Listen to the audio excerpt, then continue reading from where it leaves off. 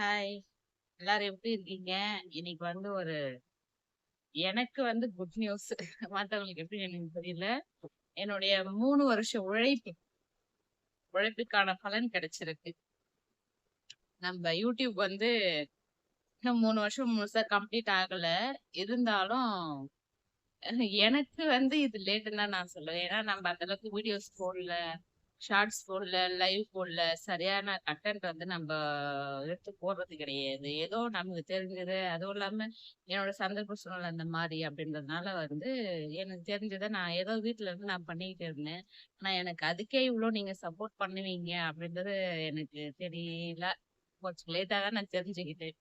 ஏன் லேட்டா தெரிஞ்சுக்கிட்டேன் அப்படின்னா, நமக்கு மானிட்டேஷன் ஆயிடுச்சு அப்படின்றது ரொம்ப பெரிய விஷயம். மானிட்டேஷன் ஆயிட்டு கிட்டத்தட்ட 1 வருஷம் ஆகுது. மானிட்டேஷன் ஆயிட்டு 1 வருஷம் ஆயிடுச்சு. அப்புறம் அந்த மானிட்டேஷன் ஆன புதுசுல எப்படி சொல்றது? அப்பா இதுக்கப்புறம் நமக்கு காசு வந்துரும்டா அப்படின்னு சொல்லிட்டு யோசிச்சேன். ஆ மானிட்டேஷன் கூட சீக்கிரம் வாங்கிடலாம் போல இருக்கு. இந்த டாலர் ஆட் ஆகுறது இருக்குது பாருங்க. அப்பா பாண்டுறங்கா தலைவலி எடுத்துக்கிட்டு. எப்படி சொல்றது? ஆஹ் ஒரு மாசத்துக்கு ஒரு $5 சேரும், இல்ல $10 சேரும் அப்படின்னா பரவாயில்ல. எனக்கு பாயிண்ட் தான் வரும். 1 பாயிண்ட், 2 பாயிண்ட் அந்த மாதிரி வரும். ஒரு ஒரு வீடியோஸ்க்குமே ஒரு ஒரு பாயிண்ட் தான் வரும். எதுக்கு லாங் வீடியோஸ், ஷார்ட்ஸ்க்கு சுத்தம் அது எவ்வளவு வருதுன்றது இது வரைக்குமே எனக்கு தெரியல. ஏன்னா எனக்கு டாலருக்கு இது வரைக்கும் ரெவென்யூ காட்டவே சாரி, டாலருக்கு அந்த ஷார்ட்ஸ்க்கு எனக்கு டாலர் காட்டவே இல்லை. லாங் வீடியோக்கு வரைக்கும் நான் பார்த்தேன் அப்படின்னா பாயிண்ட் தான். ஜீரோ, அதான் ஒரே ஒரு பாயிண்ட் மட்டும் தான் காட்டும். அதுக்கப்புறம் பாத்தீங்கன்னா சரி, ஓகே. இதுக்கப்புறம் எனக்கு அந்த மானிட்டேஷன் ஆன புதுசுல இருந்த எக்ஸைட்மெண்ட் அதுக்கப்புறம் இல்ல. நான் என்ன நினைச்சேன், மானிட்டேஷன் ஆச்சுன்னா காசு வந்துடும் போல இருக்குது அப்படிதான் நினைச்சேன்.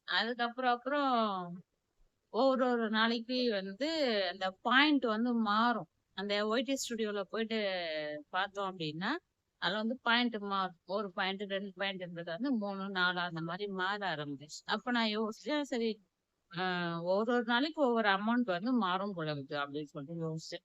அதுக்கப்புறம் நான் அதுக்கு முக்கியத்துவம் கொடுக்கல.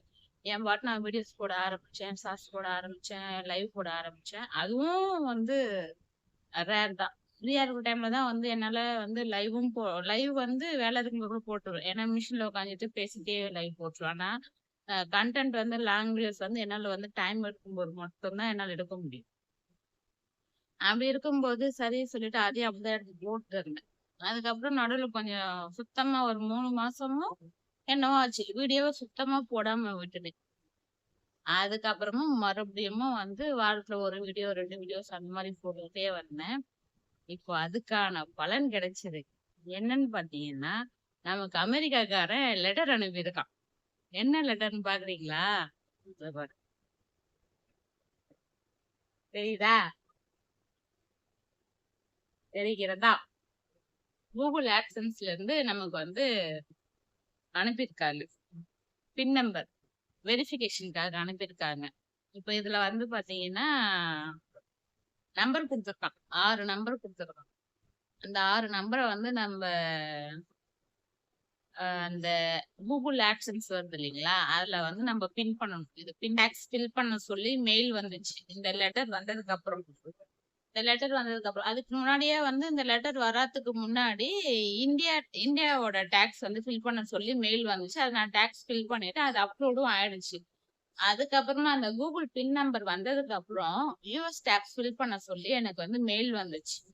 நீங்க நம்ப மாட்டீங்க, குறைஞ்சபட்சம் இந்த லெட்டர் நான் வீடியோ லேட்டா போறதுக்கு காரணமே பாத்தீங்கன்னா, இந்த லெட்டர் போன மாசம் வந்துச்சு. போன மாசம் லாஸ்ட்ல, ஆமா லாஸ்ட்ல தான் வந்துச்சு. கிட்டத்தட்ட இந்த லெட்டர் 4 வாரம் ஆக போகுதுன்னு வச்சுக்கோங்களேன். அதாவது இந்த பின்னுக்கு பாத்தீங்கன்னா 45 நாள் டைம் கொடுத்துருக்காங்க. இந்த 45 நாளுக்குள்ள நம்ம யூஎஸ் டாக்ஸ் ஃபில் பண்ணா மட்டும்தான் நமக்கு இது வெரிஃபிகேஷன் கம்ப்ளீட் ஆகும் அப்படின்னு சொல்லியிருக்காங்க. எனக்கு இந்த யூஎஸ் டாக்ஸ்ல அவங்க கேக்குறது மொத்தமே நான் கொடுத்தேன். அட்ரஸ் ப்ரூஃப் கேட்டாங்க, அதையும் கொடுத்தேன். நேம் ப்ரூஃப் தப்பா இருந்துச்சு. கூகுள் ஆக்ஷன்ஸ்ல கௌதமி ஹரிணின்னு போட்டு இருந்தேன். அது எனக்கு தெரியாது. அது வந்து அப்படியே விட்டுட்டேன். இதுல மத்தபடி என்னுடைய ஐடி ப்ரூஃப்ல எல்லாமே வந்து கௌதமி சேகர் தான் இருக்கும். இந்த மிஸ்டேக் வந்து நான் வந்து பண்ணதுனால தான் வந்து எனக்கு நான் 2 மிஸ்டேக் பண்ணியிருந்தேன். என்ன மிஸ்டேக் அப்டின்னா, ஃபர்ஸ்ட் வந்து ப்ரூஃப் எல்லாமே வந்து என்ன சொன்னாங்கன்னா, ஆதார் கார்ட்லாம் குடுக்கக்கூடாது. பான் கார்ட் மட்டும் தான் குடுக்கணும் அப்படின்னு சொல்லிட்டு சொல்லியிருந்தாங்க. நான் என்ன பண்ணேன், பான் கார்டு வந்து ஃபர்ஸ்ட் குடுத்தேன். அதுக்கப்புறமா அது வந்து பான் கார்டே தான் குடுத்தேன். எல்லாத்துக்குமே பான் கார்டு தான் குடுத்தேன்.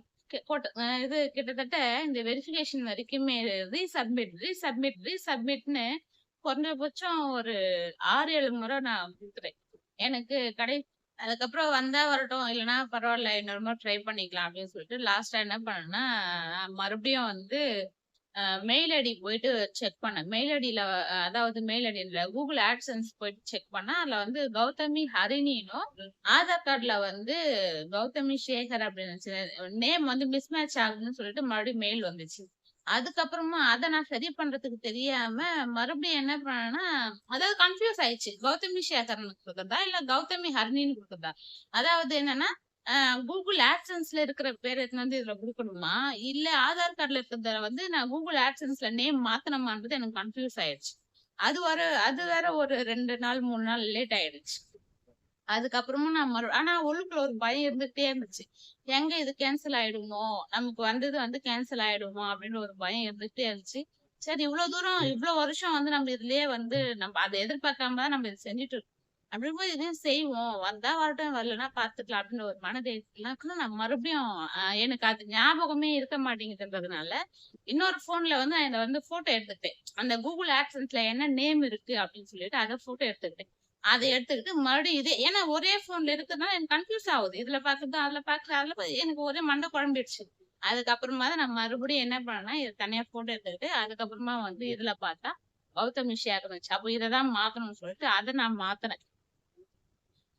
ஆதார் கார்டுல இருக்கிற மாரியே வந்து இதுல குடுத்தேன் நானு. பேங்க்லயும், ஆதார் கார்ட்லயும் ஒரே மாரி இருக்கணும் பேர்.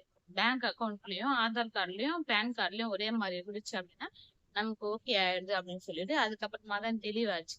அதுக்கப்புறம் சரின்னு சொல்லிட்டு என்ன பண்ணேன், அத குடுத்தேன். அத குடுத்தது அதுக்கப்புறம் நான் என்ன பண்ணேன், இந்த வெரிஃபிகேஷனுக்காக வந்து ஃபோட்டோஸ் கேட்கறாங்க. நம்ம ஐடி ப்ரூஃப் வந்து கேட்கறாங்க. அத நான் என்ன பண்ணேன்னா, 2 இடத்துல தனித்தனியா குடுக்கணும். நேம் குடுக்க வேண்டிய இடத்துல நேம் மட்டும் நேம் குடுக்க வேண்டிய இடத்துல வந்து ஆ ஆதார் கார்டுல இருக்கிற நேமும், அட்ரஸும் அதாவது ஃப்ரண்ட், பேக் 2த்தையும் சேர்த்து ஒரே இடத்துல ஒரே ஃபைலா போட்டு குடுத்துட்டேன். அது வந்து கேன்சல் ஆயி போச்சு. மறுபடியும் என்ன பண்ணேன், ஓட்டர் ஐடி குடுத்தேன். ஓட்டர் ஐடி குடுக்கும்போது என்ன ஆச்சுன்னா, அதுவும் வந்து கேன்சல் ஆயி போச்சு. அந்த மாரி 2 முறை குடுத்தேன். 2 முறையும் கேன்சல் ஆயி போச்சு. அதுக்கப்புறமா மறுபடியும் 2 நாள் கழிச்சு மெயில் வந்துச்சு. அந்த மெயில் வந்ததுக்கு அப்புறம் அதுல வந்து அட்ரஸ் ப்ரூஃப் வெரிஃபிகேஷனும், நேம் வெரிஃபிகேஷன் கேட்டுச்சு. அப்பதான் நான் யோசிச்சேன். சரி தனித்தனியா கேட்கறாங்களோ என்னவோன்னு சொல்லிட்டு. அதுக்கப்புறம் நான் தனித்தனியா வந்து ஃபோட்டோ எடுத்து யுஎஸ் டாக்ஸ் ஃபில் பண்ணேன். அதுக்கப்புறமா தான் வந்து அது வந்து இன்னமும் வந்து என்னது அது? அது பேர் வரல.